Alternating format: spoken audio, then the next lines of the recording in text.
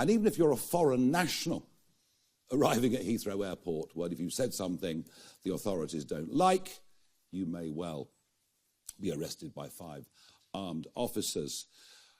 And if you don't think it's two-tier, well, have a think about this. On Friday, there were some very explicit threats posted on TikTok for me to be killed. Pretty sick in the light of what happened to Charlie Kirk, but quite explicit. Been told this morning by the Metropolitan Police that those posts don't meet the threshold for further action. So I think we are, without doubt, living in a two-tier country, and certainly our advocacy of zero tolerance, particularly for areas like shoplifting, really caught the mood of the country.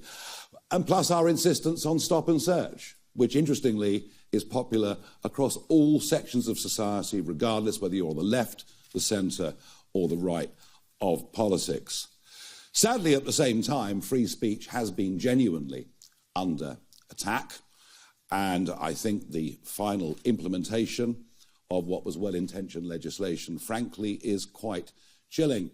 And that allows the public now to believe that we're living in a world of two-tier policing and sentencing. And indeed, if you just look at it, if you're a childminder who says something deeply intolerant and wrong, but only once, ever, it's a long prison sentence.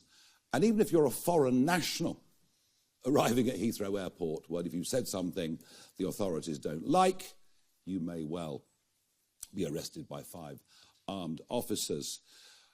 And if you don't think it's two-tier, well, have a think about this. On Friday, there were some very explicit threats posted on TikTok for me to be killed. Pretty sick in the light of what happened to Charlie Kirk, but quite explicit. Been told this morning by the Metropolitan Police that those posts don't meet the threshold for further action. So I think we are, without doubt, living in a two-tier country. But frankly, having led the opinion polls for over 100 opinion polls, the only responsible thing that we can do is to prepare. And that's why I announced at conference we'd be setting up a department preparing for government. And that is the responsible thing that we're going to do. And that process starts today when we take on somebody who will head up that department, find talent, find people with experience in the civil service, in government, and help us get ready for what will be a monumental task.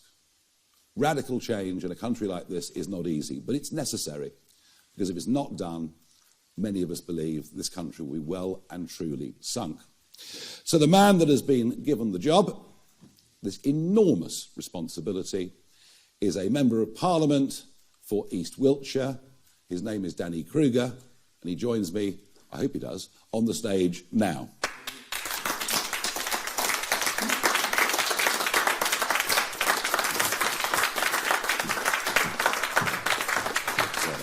Good man.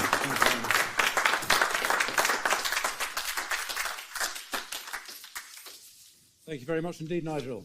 Good to see you all. I have been variously a member, an activist, an employee of the Conservative Party for over 20 years. And I have many friends in the party, many good and decent people, which is why it is so personally painful for me to be doing what I'm doing today. There have been moments when I've been very proud to belong to the Tory party. In 2010, I was inspired by the big society, by schools reform and welfare reform. I was thrilled by Brexit and by what Boris Johnson pulled off in 2019. But those were exceptions to the rule. The rule of our time in office was failure. Bigger government, social decline, low wages, high taxes, and less of what ordinary people actually wanted. And now our country is entering the most profound set of crises in my lifetime, under a government even worse, far worse, than the one it replaced. Crisis in the economy, crisis at the border, crisis in our streets, crisis in our military, crisis for young people. Yes, we are still a great country, and there are good reasons that so many migrants want to come here. But there are also reasons so many entrepreneurs and young people want to leave. Britain is not broken, but it is badly damaged. And so in this crisis, something's got to give. I hoped after our defeat last year that the Conservative Party would learn the obvious lesson, that the old ways don't work, that centrism is not enough, that real change is needed. But no. We've had a year of stasis and drift and a sham unity that comes from not doing anything bold or difficult or controversial. And the result is in the polls. And those lost voters aren't coming back. And every day more and more people are joining them in deserting the party that has failed. And so this is my tragic conclusion. The Conservative Party is over. Over as a national party. Over as the principal opposition to the left. But I am not despondent, because conservatism is not over. It's never been needed more, and actually it's never been more vibrant. Because the failure of the Conservative Party has created space for an alternative. The flame is passing from one torch to another. The old torch, once so great, is guttering, spluttering, held weakly in uncertain hands. But the new torch is already alight, already brighter than the one it is replacing, held aloft in firm and confident hands. Mr Farage, if I could get your response to the scenes that we saw over the weekend, the marches, the presence of Tommy Robinson, and in particular the comments of Elon Musk, fight or die. What do you make of all of that? As for Saturday, I think the vast majority of people that turned up were good, ordinary, decent people who are very, very concerned about what's happening in this country. I've noticed that the wave of flags that started about 3 weeks ago, going up around the country, far from subsiding, from what I could see this weekend, it's accelerating massively. And it is a collective, two fingers up to a British establishment that they feel utterly betrayed by in every single way. So I fully understand why people would go and march. The comments of Elon Musk you asked me about. Well, Elon and I have a relationship. Wouldn't say a very good one. He's generally rather rude about me, even though I do admire him in many ways. You know, it would be nice to get some clarification of what fight meant in that context. And I'll link it back to something that Danny said earlier. We are radical, but we're not revolutionaries.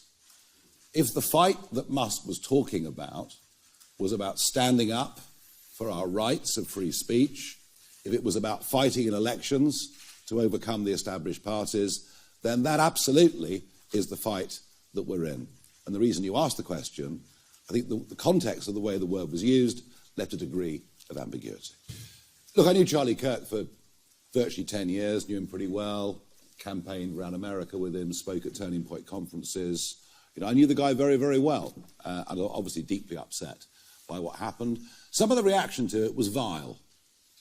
Vile. But if you believe in free speech, you have to allow people to say distasteful things. But equally, if you believe in free speech, you believe there are limits to free speech. An incitement to kill, I would have thought, I know, is way beyond what even a free speech champion such as myself thinks is acceptable. And yes, these were aimed at me personally. I mean, look, it's not a very pleasant experience, let's put it like that. And so I did challenge the police to do something, but they've decided this does not meet the threshold. Gosh, imagine if I'd made some joke about the trans community. I'd probably be in real trouble. And that is at the heart of two-tier Britain, two-tier policing, two-tier justice, and two-tier care. And it's one of the reasons the flags are going up all over this country. The public have sussed it. The government is not on the side of ordinary, decent, working people. As for the march again on Saturday, look, if some people were offended by it or felt worried by it, then that is a great shame. Tell you what's even worse, the fact that over 50% of women don't feel safe walking the streets of London. Can you believe that in our capital city? Can you believe it? And by the way, that's not just at night time. It includes during daytime too. And Mr. Farage, what is your direct message to police officers, 26 of those who were left injured at this weekend's rallies? You are levelling some heavy accusations at them, those who are trying to do their jobs, that they are conducting two-tier policing, but how is this helpful to them? Yeah, I mean, 26 police officers being injured is horrendous. And people will say it's not as bad as Notting Hill, it's not as bad as other demonstrations, but it is horrible, it is bad. I feared something like that would happen. There is no defence of the use of violence that some people used on Saturday, but I do repeat, not defending any of it, but I do repeat, the vast majority of those who caught the train to London for the day were good, ordinary, decent people.